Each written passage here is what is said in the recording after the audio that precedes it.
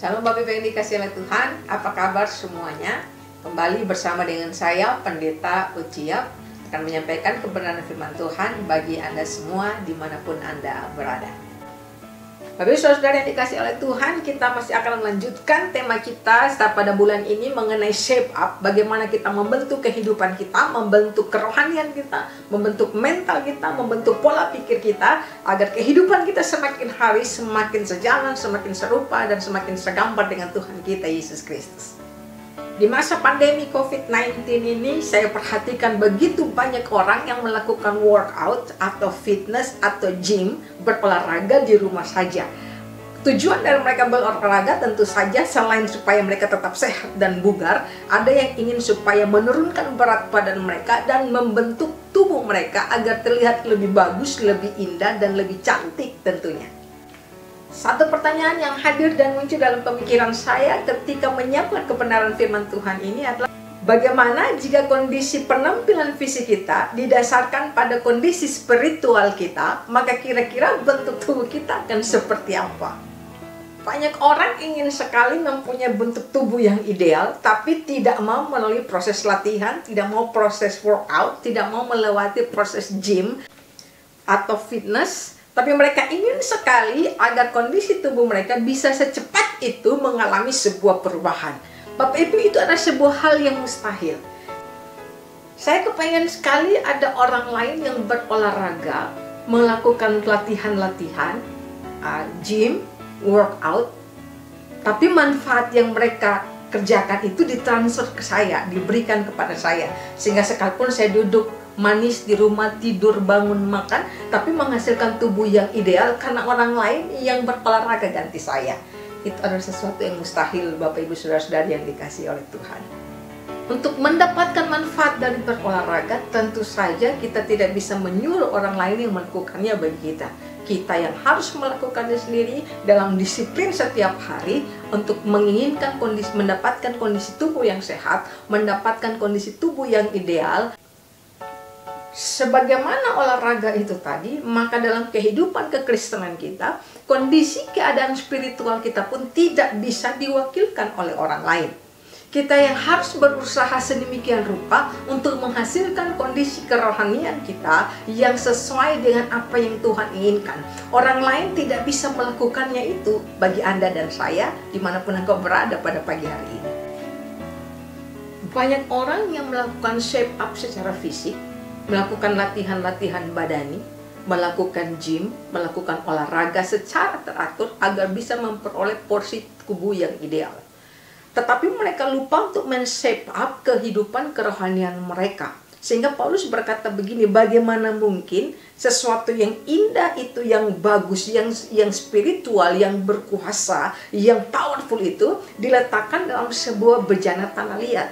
Kenapa demikian? Karena banyak orang berusaha untuk melihat sisi luar, melihat kondisi apa yang nampak secara kasat mata jasmani, tapi lupa untuk melihat kondisi kerohanian dalam kehidupan mereka yang tidak kasat mata. Nah, ini yang akan kita bahas bersama-sama sepanjang minggu ini, bagaimana supaya kita men-shape up kerohanian kita, bagaimana Tuhan men-shape up kerohanian kita, dan kita juga terlibat aktif di dalamnya, sehingga kondisi kerohanian kita, sekalipun tidak terlihat secara kasat mata, tapi memiliki dampak yang sangat luar biasa bagi Tuhan dan bagi orang-orang di sekeliling Anda dan saya pada pagi hari ini. Bapak Ibu dikasih oleh Tuhan, ada dua ayat yang ingin saya sampaikan kepada kita untuk kita baca dan kita bahas bersama-sama. Yang pertama, buka bersama dengan saya dalam Kolose pasal yang kedua, ayat yang ke-6 sampai dengan ayat yang ke-7. Saya bacakan. Kamu telah menerima Kristus Yesus Tuhan kita, karena itu hendaklah hidupmu tetap di dalam Dia. Hendaklah kamu berakar di dalam Dia dan dibangun di atas Dia. Hendaklah kamu bertambah tangguh dalam iman yang telah diajarkan kepadamu, dan hendaklah kamu dan hendaklah hatimu melimpah dengan syukur. Bapak Ibu Saudara-saudari yang dikasihi oleh Tuhan, di mana saja Anda berada menyaksikan kebenaran firman Tuhan ini, salah satu cara pembentukan yang sangat efektif untuk men-shape up kerohanian kita disampaikan dalam Kolose pasal 2 ayat yang ke-6 sampai dengan ayat yang ke-7 sangat sederhana, yaitu karena engkau sudah mengenal Kristus Yesus Tuhan kita, maka hendaklah engkau berakar di dalam Dia.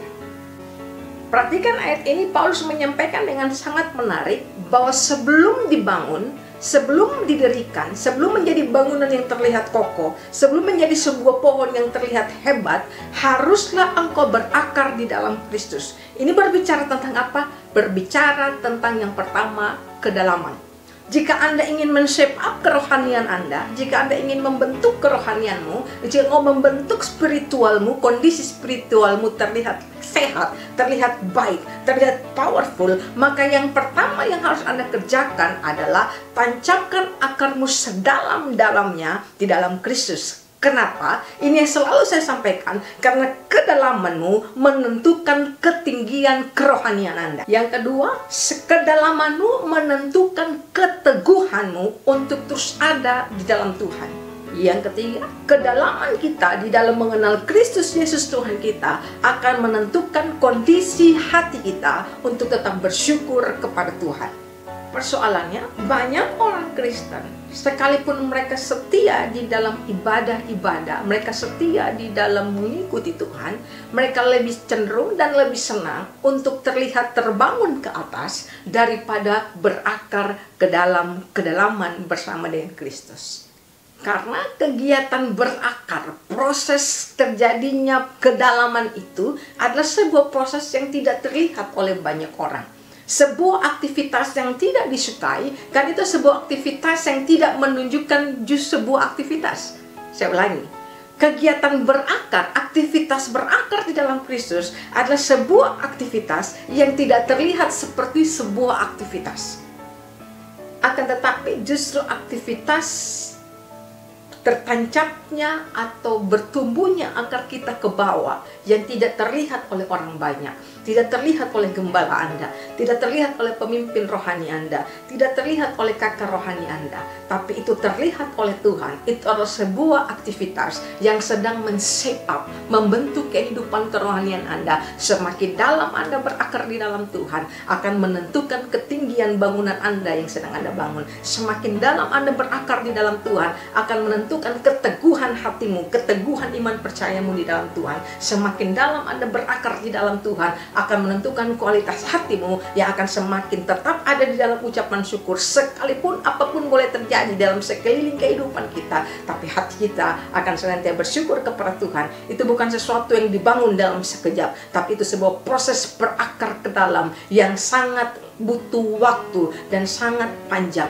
butuh pengorbanan di dalamnya. Jika engkau ingin men-shape up kerohanianmu, yang pertama tentunya tentukan kedalamanmu. Seberapa lama, seberapa dalam engkau ingin agar akarmu tertancap ke bawah, tetapi kehidupanmu akan semakin mengarah kepada Kristus.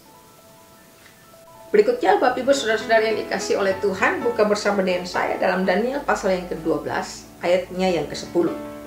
Banyak orang akan disucikan dan dimurnikan dan diuji, tetapi orang-orang fasik akan berlaku fasik. Tidak seorang pun dari orang-orang fasik itu akan memahaminya, tetapi orang-orang bijaksana akan memahaminya. Perhatikan bagian A-nya. Banyak orang akan disucikan, kedua dimurnikan, dan ketiga diuji. Poin berikutnya yang biasanya Tuhan pakai untuk melatih agar kita men-shape up kerohanian kita ada di dalam Daniel pasal 12 ayat yang ke-10 ini tadi. Yang pertama tadi dikatakan banyak orang akan disucikan. Menarik kata disucikan ini, Bapak Ibu Saudara-saudari yang dikasihi Tuhan. Kata disucikan dari bahasa Ibrani barar. Sama-sama bilang barar. Barar. Nah, kata barar ini punya 3 pengertian. Yang pertama, dibersihkan.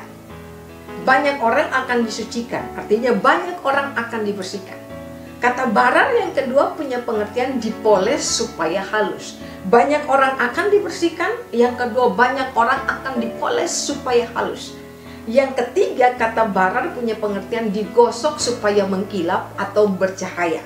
Jadi banyak orang akan dibersihkan, banyak orang akan dihaluskan, dipoles supaya halus, banyak orang akan digosok supaya mengkilap atau mengeluarkan cahaya atau bersinar.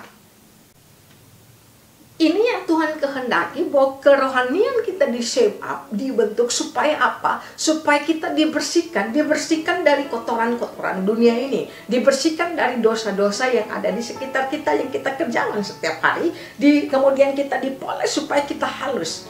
Oke, jadi bukan hanya bagus di perawakan, bagus di penampilan luar saja, tapi kita men-set up dengan cara Tuhan izinkan kita disucikan, supaya kita dipoles hati kita, dipoles karakter kita, sehingga kita menjadi pribadi yang halus. Yang tadinya kasar menjadi halus. Lalu kemudian kita diproses, dipoles, digosok, agar supaya kita mengkilap dan bercahaya. Karena ini yang Yesus katakan, engkau adalah terang dunia. Sehingga ketika dikatakan kita diuji atau disucikan, tujuannya hanya satu, supaya kita bercahaya dan terang kita itu menerangi orang yang ada di sekitar kita.